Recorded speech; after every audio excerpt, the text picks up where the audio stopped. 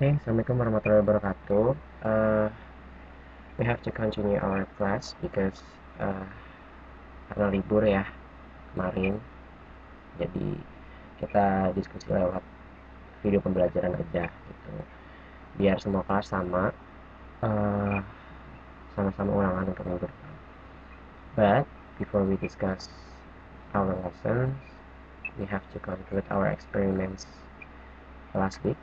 Jadi di sini ada beberapa spesimen leaf, stem, and roots, especially in dicots, because dicots and monocots is different in the vascular tissue. Jadi jaringan pembuluhnya atau jaringan vaskular itu berbeda. Jadi kalau misalkan yang kemarin dapat jaringan daun, nah di sini bisa kita lihat ya, kalau dipotong secara transverse, di sini we have two loop vascular bundle. In the upper there's xylem, that lower is phloem. Ya, kalau di jaringan daun yang bagian atas ini xylem, yang bagian bawah adalah phloem. Tuh. Ya. Kemudian spesimen stemnya atau jaringan pada batangnya in dicotyledons. There are several components in vascular bundles. Sama kayak daun ya, di sini yang di bagian dalam ya, ini kan ada bagian luar sama bagian dalam. Yang bagian dalam ya ada xylem. Nah, ini muncul bagian dalam itu ada xylem dan bagian luarnya itu adalah phloem. Jadi kalau misalkan bagian in stem vascular bundles is ringed, melingkar, but in roots xylem in the center of the roots. Jadi dia bagiannya di tengah-tengah nih xylem. Tapi masing-masing spesies itu beda-beda ya. Nanti biasanya ada yang di tengah-tengah ada xylem, tapi nanti ada yang di tengah-tengah xylem tapi di dalamnya nanti ada jaringan parenkim lagi gitu. Nah, kalau misalkan di akar, xylemnya itu di tengah-tengah ya, xylemnya di tengah-tengah, phloemnya itu di sekitarnya yang mengelilingi si xylem gitu. Ya, kalau misalkan ada tuh kemarin yang akar dicots ya, jadi ada yang misalkan ini epidermisnya, terus di sini ada endodermisnya. Jadi akar ini dia punya struktur yang spesial, dia punya endodermis. Apa fungsi endodermis? Dia untuk mengatur kadar air. Nanti kan kita bahas di transport of water. Nah, kalau kemarin itu kan kayak misalnya ada gini ya, yang besar-besar gitu ya, melingkar melingkar tapi di tengah-tengahnya kosong kan. Nah, ini adalah sisi lemnya ya teman-teman, sisi lem, and the outer layer is phloem, but in the center is we call pith with uh, parenchyma tissue ya. Jadi di tengah-tengahnya itu ada jaringan parenkim karena beda-beda. Jadi di sini saya nggak bisa ngelihat apa namanya preparat atau spesimen kalian karena di sini nggak saya cantumin di PowerPoint. Ya itu jadi kesimpulan dari eksperimen kita kemarin. Ya, ini udah kita bahas. Oke ya, kita review aja deh ya. Jadi this is the transfer section in the cut leaf. The magnification is 3, and the number 1 is the epidermis ya, epidermis. Oke, upper epidermis. Oke, Anda second karena di sini dilihat di sini ada penebalan dinding sel kan, dia nggak ngerata ya. So the second number is parenchyma. And third, karena di sini lihat ya lumennya besar, terus pinggir-pinggirannya ini dinding cell wall is red because they contain lignin, so we call xylem. And four is lower epidermis karena otaknya di bawah. Nah, five, nah ini nih jaringan yang bagian sebelah sini dengan bagian yang sebelah sini aja di beda ya. So yang nomor 5 ya, itu kita sebut sebagai parenchyma ya, karena dia nggak merata, dinding selnya lebih tebal, sedangkan yang ini dinding selnya lebih tipis kan, itu parenchyma tissue. And six ya, ini warnanya lebih hijau kan daripada yang atas, jadi ya adalah phloem. Nomor 7, kalau misalkan tumbuhan darat ya, mostly itu kan stomatanya terletak di lower epidermis. Ini adalah stomata. Oke, sama. Ini nomor 8 sama nomor 9. In monocots leaf we call mesophyll tissue. Mesophyll tissue.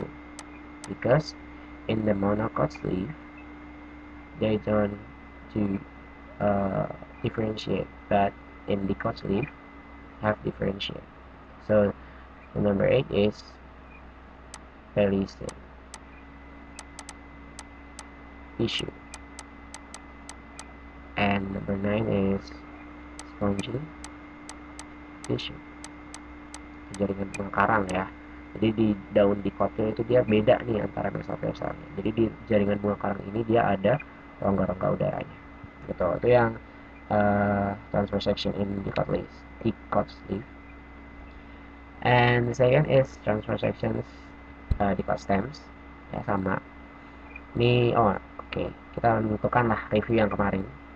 Number 2 is epidermis.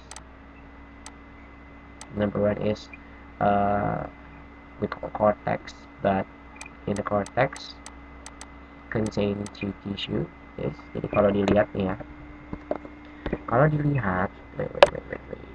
di sini jaringan yang atas sama yang bagian bawah kan beda tuh ya, warnanya aja udah beda. Berarti dinding sana lebih tebal yang bagian atas kan dibandingkan dengan yang bawah. Ya, kalian bisa menyimpulkan sendiri. Kalau misalkan yang atas itu adalah parenchyma dan di bawahnya parenchyma. Gitu ya. Nomor 3 ya, ini dia lumennya lebih kecil kan, lumennya lebih kecil daripada yang nomor 5 kan ya, jadi kita sebut sebagai phloem. Nah baru nomor 5 kok 9 endicott stem ya, is different to monocot stem because number 4, this is the cambium. Oke, jadi ada cambium kalau di dicot stem. And 6 we call pith, but with parenchyma tissue.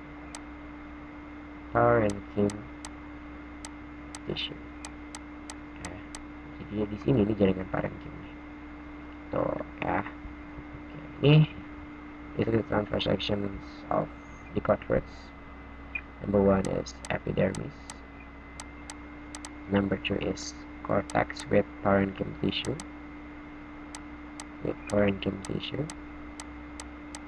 And then third is this is the special structure in the roots we call endodermis.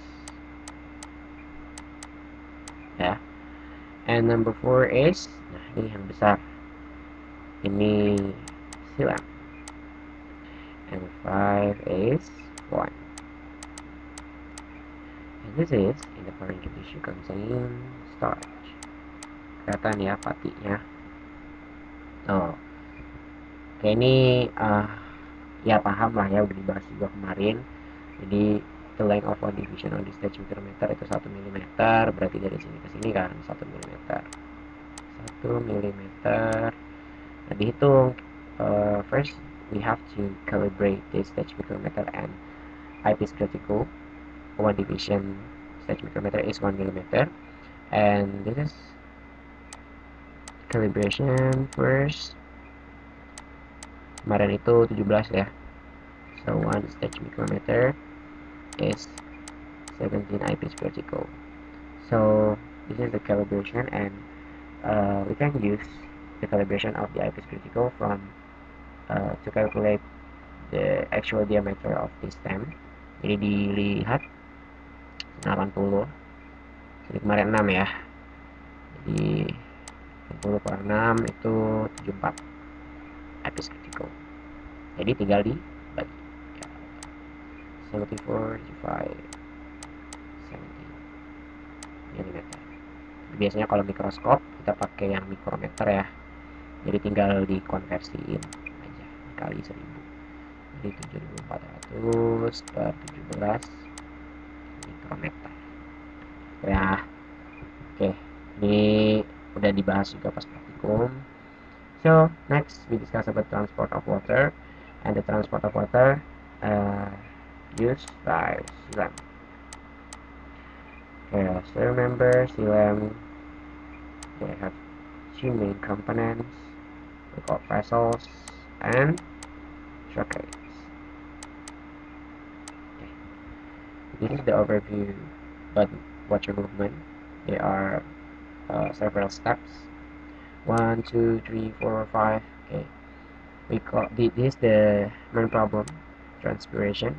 But we have to discuss about the transpiration first. The transpiration is water loss.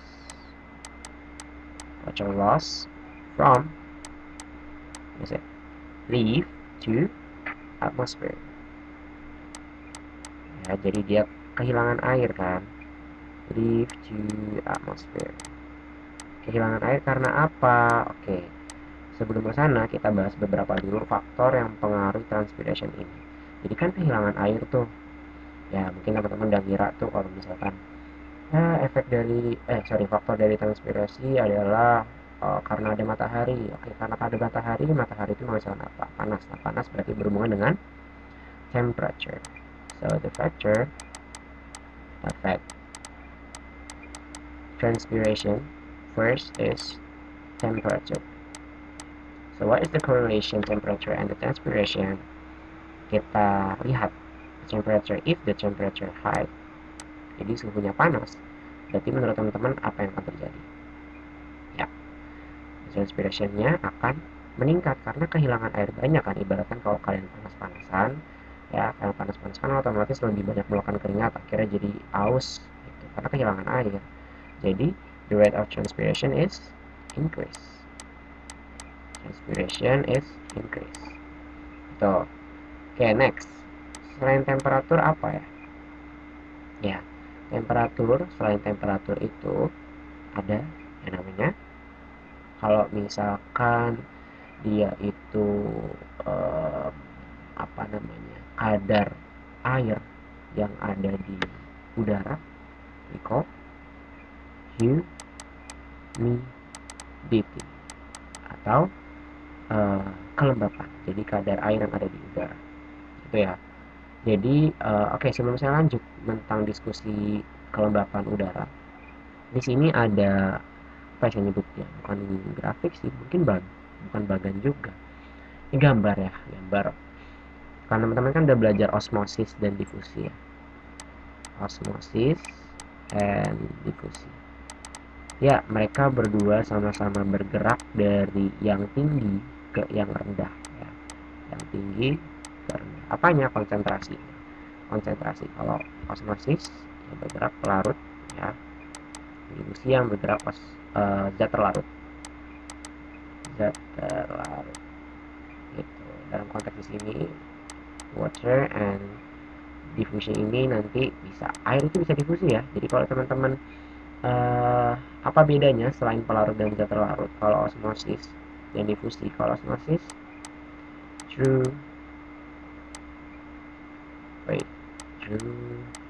membrane, lewati membran apa? Membran semi permeable gitu. Jadi gitu bedanya. Jadi ibaratkan kalau teman-teman buka pintu ya, nah itu kan ada water vapors yang keluar, nah itu adalah secara difusi, bisa jadi gitu. Sama kayak kemarin kan teman-teman udah belajar tentang stomata tuh. Stomata kan function of stomata is gas exchange, pertukaran gas. Jadi pertukaran gasnya itu secara difusi karena dia nggak lewat yang namanya membran gitu. Jadi pelarut itu juga bisa, atau air konteksnya di sini itu bisa berdifusi. Contohnya di transpiration ini. Ya. Oke, lanjut ke humidity. Nih kata kuncinya pokoknya dari tinggi ke rendah ya. Oke, humidity kan tadi kelembapan air yang ada di udara. Kelembapan air yang ada di udara, if the humidity is high, jadi kadar air yang ada di udara tinggi nih. Gimana laju transpirasinya? Ingat, air kan bergerak dari tinggi ke rendah. Ibaratkan kalau saya gambar di misal di sini ya. Ini di sekitar sini humidity-nya tinggi nih, banyak air. Di sekitar sini ada daun. Berarti apa yang akan terjadi sama transpirasinya? Apakah semakin meningkat atau rendah atau menurun? Ya, semakin menurun karena di sini kan udah banyak air ya, udah terjaga kelembapannya. Ya udah berarti dia nggak akan kehilangan banyak air. So the transpiration is low. Gitu. Oke, yang ketiga, tadi kan ngomongin matahari ya. Selain temperature berarti berhubungan sama cahaya kan, atau light intensity. If the light intensity is high, so what is the correlation in transpiration? Tinggi ya. Why? Because the plants do photosynthesis. The photosynthesis need light. Ya, jadi dia butuh cahaya. Kalau butuh cahayanya banyak, berarti laju transpirasinya juga akan semakin cepat. Next, jelas kan? Ini masih berhubungan sama humidity. Wind speed. Emang apa ya hubungan sama wind speed? Jadi, ibaratkan di sini nih, saya balik lagi ke gambar ini. If the humidity high, ya, the transpiration is low. Nah, ibaratkan di sini adalah kelembapan udara yang isinya air kan, kayak disebut kelembapan udara. Nah, misal di sini saya tiup angin. Nah, berarti nanti di sini airnya akan berpindah kan ke sini. Berarti humidity-nya gimana? Ya, kelembapannya akan turun kan? Kelembapannya akan turun. Nah, kalau kelembapannya akan turun, berarti efek transpirasinya gimana? Akan naik. So, if the wind speed increase, the transpiration increase. Gitu. Jadi ini adalah faktor yang menyebabkan transpirasi. Ya, ada temperatur, kelembapan, light intensity, and wind speed atau kecepatan angin. Itu ya, itu faktor-faktornya. Nah, ini overview-nya jadi kehalangan sama coret-coretan. Ya, jadi kalau uh, masalah utamanya kan adalah transpirasi nih. Transpirasi di sini. Nah, ibaratkan di daun ini pasti udah kekurangan air dong. Kekurangan air ya karena dari faktor-faktor temperatur, kelembapan dan tadi ya. Keluar airnya. Kehilangan air dong di sini. Jadi apa yang harus dilakukan? Ya, dia ngisi. Ngisi dari mana? Dari bawah, dari akar. Nanti dari akar naik ke atas sampai ngisi ke daun yang airnya kosong. Jadi ibaratkan kalau lagi macetnya ada dua mobil, kadang kan suka motor itu tuh suka nyelip-nyelip saling ngisi kekosongan kan. Nah, sama kayak air. So the water move from higher potential to lower potential. Ini kata kuncinya dari tinggi ke rendah. Oke. Nah, ini kan kita bahas satu-satu. Ada leaf to atmosphere, xylem to leaf, root to leaf to the xylem, root hairs atau rambut akar ke cortex akar, and soil to root hairs. Oke, next ya. Nah, teman-teman kan kemarin udah belajar ini nih. Saya mungkin tulis saya zoom deh di sini. Sebenarnya nggak di zoom juga udah kelihatan sih. Ya, kayak gini aja deh biar enak. Nah, sebelum membahas 1, 2, 3, 4, 5 mungkin saya tampilin ada beberapa pathway, the water pathway to across the plant cell. Nah, di sini jadi berhubungan sama xylem to leaf. There are two pathways we call apoplast and symplast. Oke, langsung kesimpulannya. Jadi kalau dilihat ya, apoplast sama symplast. Apoplast dia geraknya lewat sini nih. Nah, lewat yang jalur-jalur biru ini kan. Tuh, udah. Sedangkan kalau symplast dia lewat dalam. Tuh, itu lewat dalam. Jadi apa bedanya? In the apoplast pathway, the water move cell move to cell wall to cell wall. Jadi dinding sel ke dinding sel itu apoplast. But in symplast, the water move to cytoplasm. Jadi dia bergerak ke sitoplasma. Kalau apoplast lewat dinding sel, kalau symplast dia lewat sitoplasma by osmosis. Because in cell there are membrane cells. Jadi dia kan lewat membran kan, membran semi-permeable, makanya namanya osmosis gitu. Di tahap-tahapnya lewat nanti ke membran sel, kemudian ke tonoplas, kemudian ke vakuola gitu. Tapi kata kunci ini aja. Apoplas itu lewat cell wall, kalau symplast itu lewat sitoplasma. Gitu ya. Oke. We back to water movement leave to atmosphere. Saya zoom lagi. Di sini ada beberapa jalur ya. Kan kalau teman-teman kemarin udah belajar tentang jaringan, nggak bisa dicoret-coret ya kalau di zoom. Udah gini aja deh. Sorry. Harus pakai pen lagi berarti ya. Nah, ini gini aja nggak apa-apa ya. Jadi di sini ada beberapa jalur. Nah, ini kan stomata nih yang kemarin terjadi yang meninggal pertukaran gas. Nah, because the transpiration, the water vapor in the airspace exit, keluar, kehilangan air lewat stomata kan, gitu. Jadi kesimpulannya untuk yang lift to atmosphere, first is transpiration. Transpiration is water loss. Water loss itu ya. Jadi kehilangan air lewat mana? Through the stomata. Dari stomata gitu ya. Secara apa? Diffusion. Itu yang pertama. Nah, karena di sini airnya berkurang, di sini kan ada airspace nih, airspace dari bunga karang tadi kan. Nah, jadi yang dari bunga karang ya airnya mengisi. Jadi water move from airspace to stoma. Gitu. Karena kan mengisi dari konsentrasi tinggi ke rendah kan. Udah nih, berarti dari airspace-nya kosong dong, water vapors-nya berkurang kan, water loss kan. Next, di sini kan ada jalur yang kedua nih, yang ini nih. Yang kedua, dia dari mana? Dari mesophyll cell. Mesophyll cell di mana? Kenapa ada tanda panah yang eh, apa namanya? Ada dua tak nomor tiganya gitu. Nah, dari mesophyll cell ini tadi jalur simplas sama apoplas. Yang tiga ini lewat dinding sel. Yang nomor tiga satunya dia lewat sitoplasma. Jadi yang nomor tiga ini ya water move from dari mana?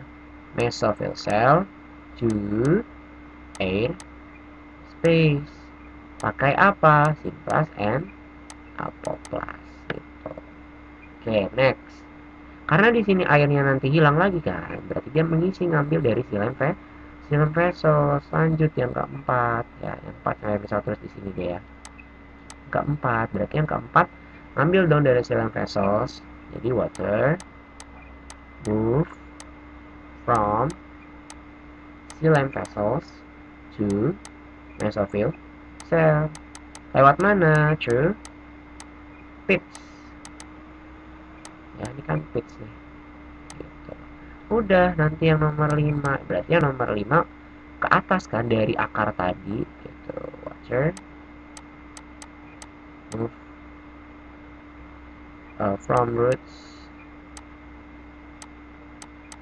to xylem vessels gitu. Xylem vessels yang dekat mesophyll cells, near mesophyll cell gitu.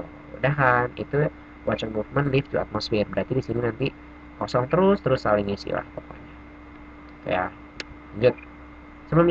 Sebelum dilanjut ke pergerakan air berikutnya, we have to discuss about the xerophytes. Ya, xerophytes ini dia adalah tumbuhan yang hidup di tempat yang kering. Jadi kalau misalkan dilihat kan kalau daun umumnya kan dia lebar, ini kan lebar. Gitu.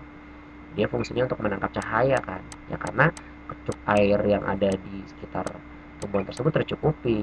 Tapi kalau xerophyte aja hidupnya di tempat yang kering, di tempat yang minim air. Kalau dia cahaya terlalu banyak yang masuk, ya, ataupun tadi ada temperaturnya terlalu tinggi, humidity-nya terlalu rendah, nah itu transpirasinya akan semakin cepat gitu. Makanya nanti akan kehilangan air. So because of that, the xerophytes plants have modification in leaf. The leaf nih dia itu apa ya bahasanya itu melengkung ya, melengkung gitu. Jadi yang tadinya seperti ini nih, kalau misalkan tumbuhan darat ya karena banyak menerima cahaya matahari untuk fotosintesis, tapi di xerophyte dia melekuk nih gini ya, melekuk melekuk melekuk gitu. Jadi ada beberapa struktur nih. Kalau misalkan kemarin kan saya menjelaskan mostly stomata in apa namanya, di tumbuhan darat ya, itu dia ada di lower epidermis kan, but in xerophids stomata locate in upper epidermis. Jadi yang luar ini adalah yang lower epidermis, yang dalam ini itu adalah yang upper epidermis gitu ya. Ini kalau di gambar foto mikrograf dari mikroskop pakai scanning electron mikroskop. Nah, di sini ada beberapa struktur nih. Saya ganti jadi warna biru deh biar nggak nyaru ya. Tuh. Jadi karena dia nutup, otomatis kan cahaya yang masuk juga akan semakin sedikit dong. Nah, berarti kalau light intensity-nya sedikit, berarti transpirationnya turun gitu. Kemudian kelembapan airnya, berarti kelembapan air di sini lebih terjaga kan, lebih banyak kan. Berarti if the humidity increase, the transpiration is decrease, dia menurun. Jadi ya udah, airnya tetap terjaga. Sama dengan temperatur, karena humidity-nya di sini cukup tinggi, temperaturnya juga lebih rendah kan. Nah, itu menurunkan transpirasi juga gitu. Sama tadi wind speed, di sini kan tertutup, lebih terjaga dong dari angin, makanya humidity-nya juga tetap terjaga gitu. Ditambah lagi, there are several structure we call trichomes ya nih, trichomes. What is the function trichomes in the xerophytes plants? To traps moist air which reduce the water potential. Jadi di sini airnya kejebak nih di trikoma ini, makanya kelembapan di sini itu terjaga, akhirnya transpirasinya ya menurun gitu. Nah, di sini kenapa dia bisa melekuk nih, karena ada ini called Hing cells gitu. Jadi dia bisa yang namanya melekuk si daunnya. Terus di mana stomatanya nih? Stomatanya di sini nih yang melekuk. Jadi kalau saya perbesar ya, soalnya saya buat lagi gambar gini deh, itu ya. Bentar, saya tambahin di sini.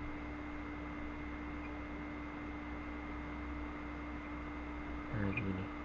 Kan di sini ada hincalnya ya. Ini ada hincalnya. Ini adalah hincal. Nah, ini di xerophyte dia ada stomata, tapi stomatanya melekuk lagi. Jadi daunnya udah melekuk, stomatanya ikut melekuk lagi. Nah, ini kalau stomatanya melekuk kita sebut sebagai sunken stomata. Ini adalah modifikasi dari xerophyte. Jadi ya tetap terjaga apa namanya kadar airnya, humidity juga tetap terjaga. Itu xerophyte. Ini udah tadi ya. Oke. Kalau misalkan tadi kan silem vessel sudah kosong, nah nanti diambil kan dari akar, kemudian lewat batang kan, dari sebelum ke daun tadi. Nah, biasanya di batang itu ada yang kita sebut sebagai kapilaritas. Terus apa yang dimaksud dengan kapilaritas? Ini disebabkan satu, ada addition and cohesion. Oke, saya ganti lagi warna merah ya. Their addition and cohesion. Jadi apa bedanya? Dilihat aja di sini cohesion. Oh, air sama air. So the word cohesion, the definition of cohesion is gaya tarik menarik antara molekul sejenis. Di sini konteksnya siapa? Water and water. By hydrogen bond. Gitu ya, pakai ikatan hidrogen. Terus kalau adesi gimana? Kalau adesi di sini bisa dilihat, oh siapa air dengan siapa cell wall. Misal di sini cell wall si silent vessels ya. Kenapa dia bisa berikatan? Kalau bisa dilihat air sama minyak kan dia nggak bisa berikatan tuh, nggak bisa nyampur karena yang satu hidrofobik, yang satu hidrofilik. Karena di sini bisa berikatan, jadi bisa disimpulkan bahwa cell wall ini adalah hidrofilik. Makanya ini bisa berikatan. Ditambah lagi lumen sisilnya ini kecil gitu. Teman-teman kan udah lihat tuh di mikroskop. Itu aja pakai mikroskop diperbesar pakai perbesaran sekian, makanya hasilnya terlihat besar. Tapi sebenarnya dia benar-benar kecil. Nah, karena kecil tersebut jadi kebantu tuh yang namanya ke atas ya. Nah, nanti ditambah lagi dibantu dengan yang namanya root pressure gitu. Nah, aliran ini yang ke atas di call mesh flow. What is the mesh flow? Mesh flow is the water molecules and dissolved solute. Jadi nggak cuma air, jadi ada larutan yang zat terlarut yang larut di dalam. Gitu. Paham ya? Jadi kapilaritas bisa disimpulkan bahwa terjadi karena adanya adisi dan kohesi, ditambah lagi lumen. Lumen itu kan rongga sisi lemnya, lubangnya itu kan kecil diameternya. Nah, ini yang tadi saya bilang. Jadi ada water movement root hairs to root cortex. Jadi sebelum masuk root cortex, ini kan kalau saya potong kemarin, teman-teman pasti udah gambar akar kan, yang di tengah-tengahnya si lem tuh. Nah, ada root hairs-nya gini kan. Ini kan soil nih. Ya, misalkan air udah masuk nih di sini, ya, air udah masuk di sini. Nah, air udah masuk di rambut akar. Terus dia mau masuk kemana? Mau masuk ke xylem vessels, karena kan di sini jaringan parenkim kan. Gitu. This is the cortex with parenchyma, ya, cortex with parenchyma tissue. Jadi dia nggak bisa langsung ke atas, dia harus masuk dulu nih ke xylem vessels nih, bagian tengah-tengah sini. Gimana caranya? Ingat yang tadi, apoplas dan simplas. Ini yang pink atau yang ungu itu jalur apoplas. Berarti lewat apa? Lewat sel wall kan. Sedangkan simplas itu lewat sitoplasma. Gitu. Kayak aman nih, dari rambut akar ke korteks, ya, korteks akar lewat parenchyma tissue sampai di endodermis. Nah, in the endodermis we have spatial structure we called Casparian strips. In the Casparian strip occurs suberin thickening.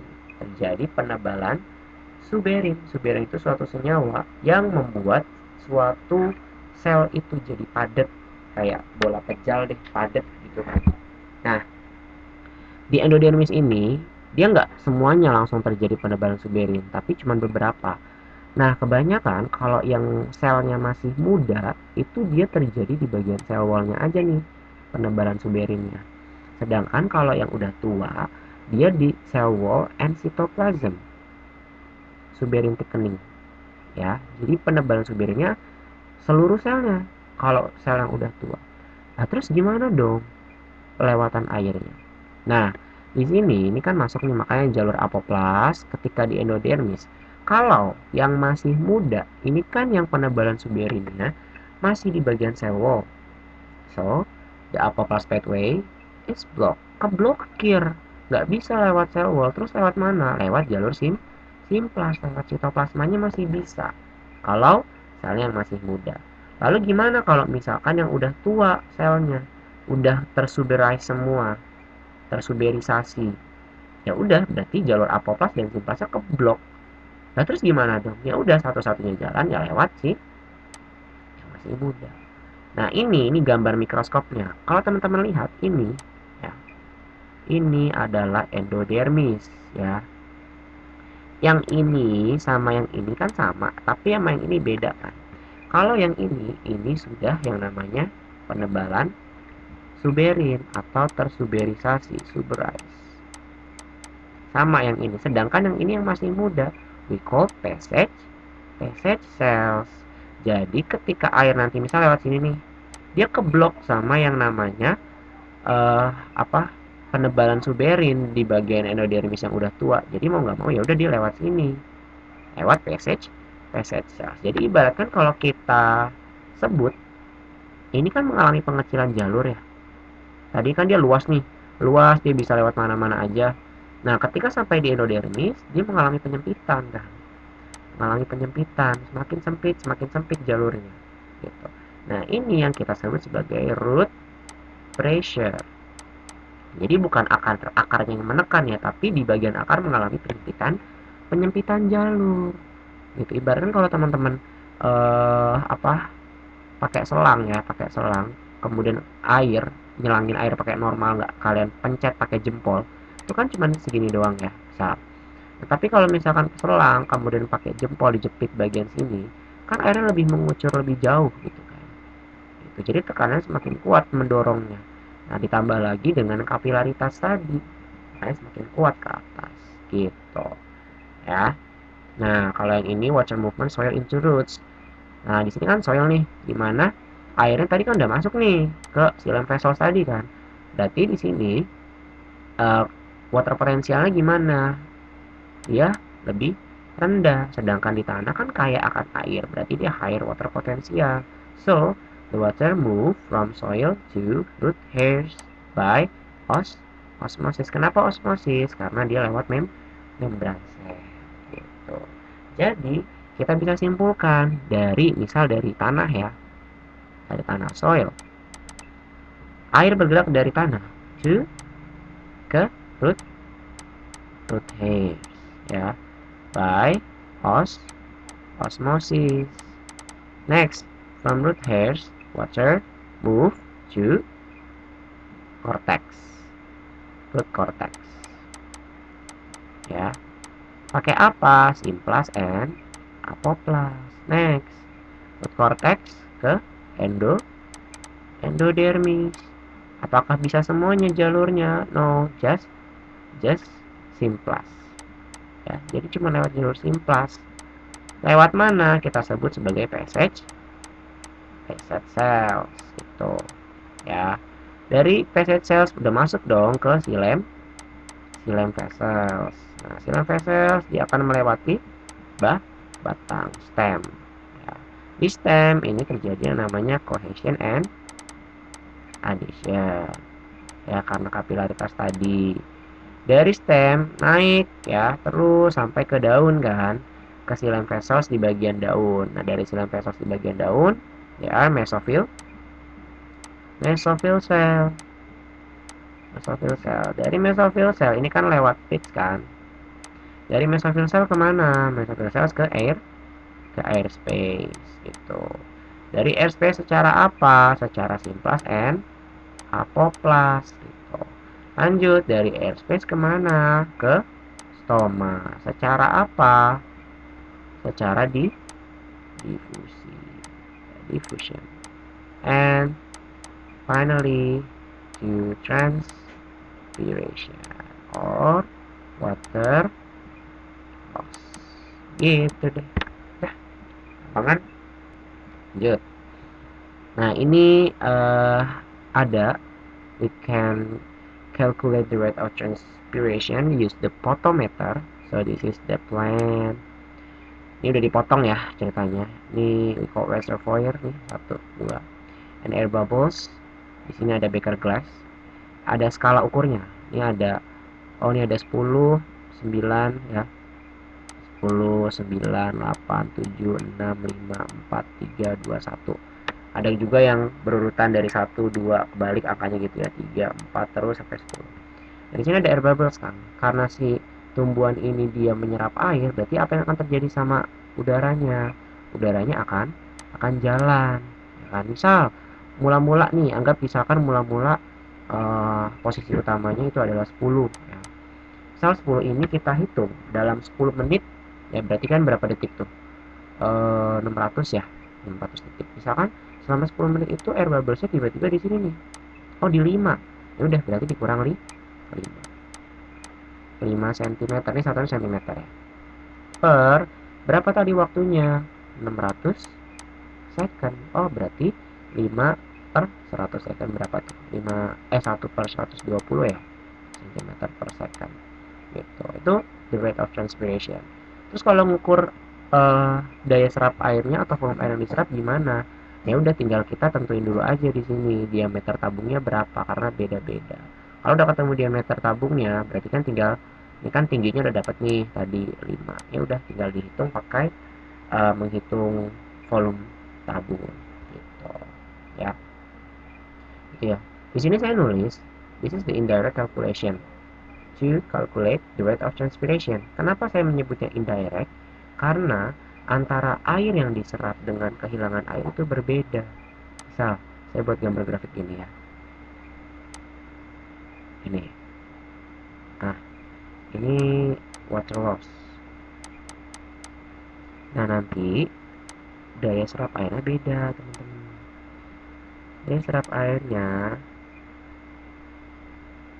di sini dari sini ke sini ini siang berarti kan kalau siang water lossnya lebih tinggi kan. Yang biru water absorptionnya, nah, nanti hasilnya beda gitu. Makanya saya sebutnya sebagai indirect calculation. Ini sebenarnya ada link YouTube cuman tentang caranya aja, caranya tentang buat nampirin Wait. Rakit. Oke, ini tetap jalan kan ya rekamannya. Oke, aman. Mana nih? Nah, ini ada into water, and let it be filled with water. Make sure that no air bubbles are trapped inside the potometer. Then, cut a leafy shoot from a plant, and fit it tightly into the bubble potometer underwater. Potometer out of water, and immediately close the tap of the reservoir. Place a beaker of water at the end of the capillary tube. Smear all the junctions with Vaseline to prevent leakage. Dry the leafy shoot with tissue paper.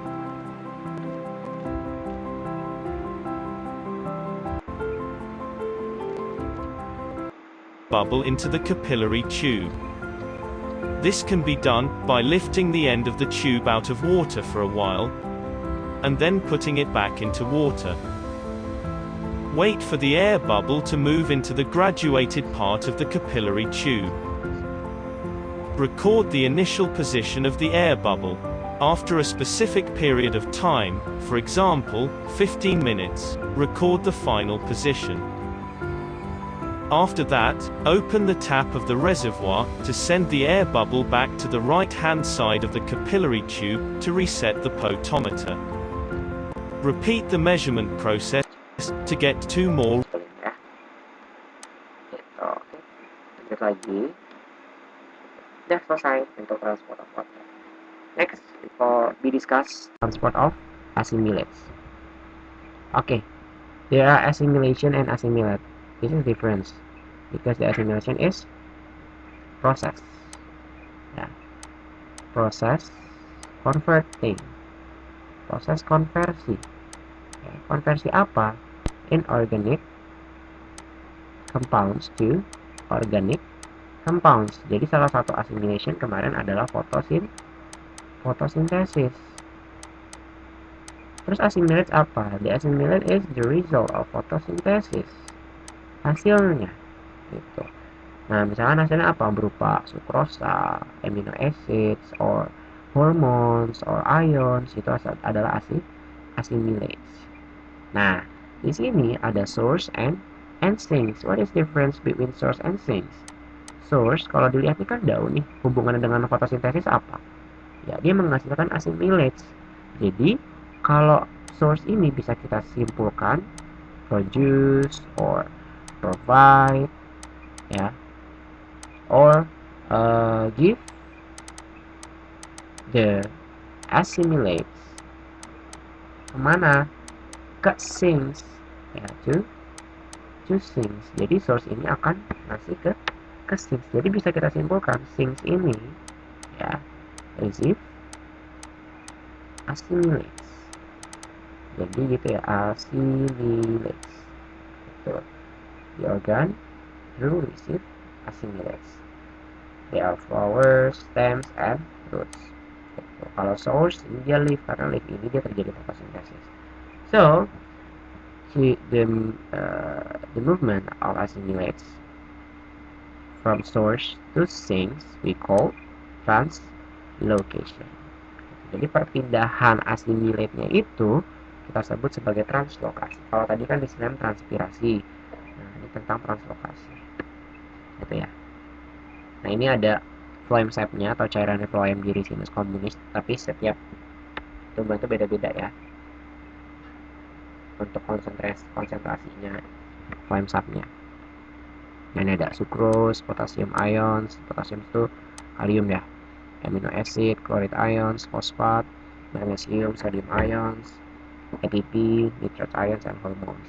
Nah, karena di sini konsentrasi yang paling besar adalah sucrose, we just discuss about sucrose. Tuh. Bentar.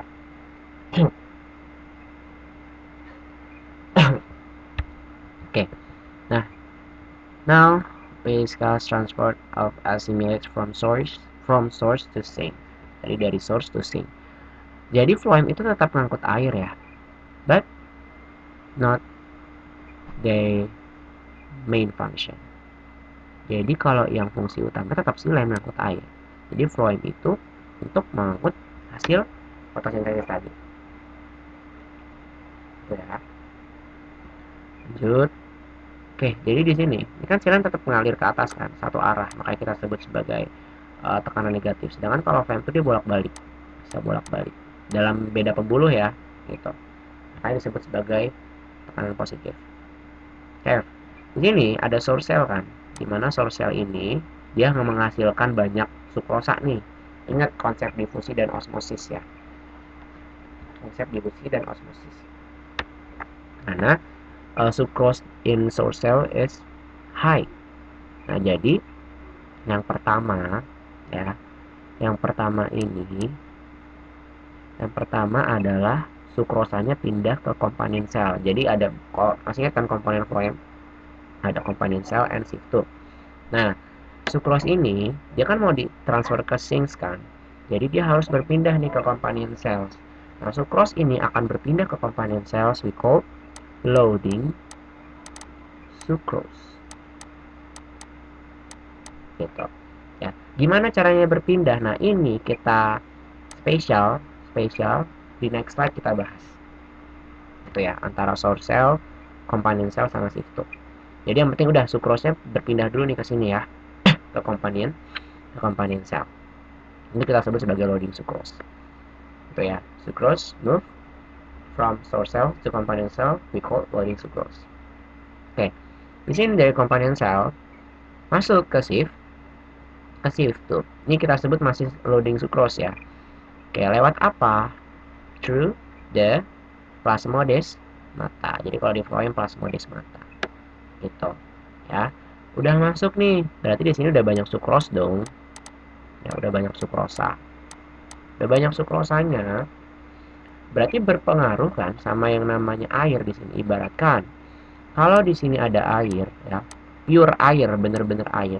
Terus saya masukkan misalkan sirup ya, sirup. Nah, berarti konsentrasi airnya ikut berubah kan? Akan meningkat atau akan menurun? Ya, akan menurun. Gitu. Karena sukrosa masuk nih ke sini.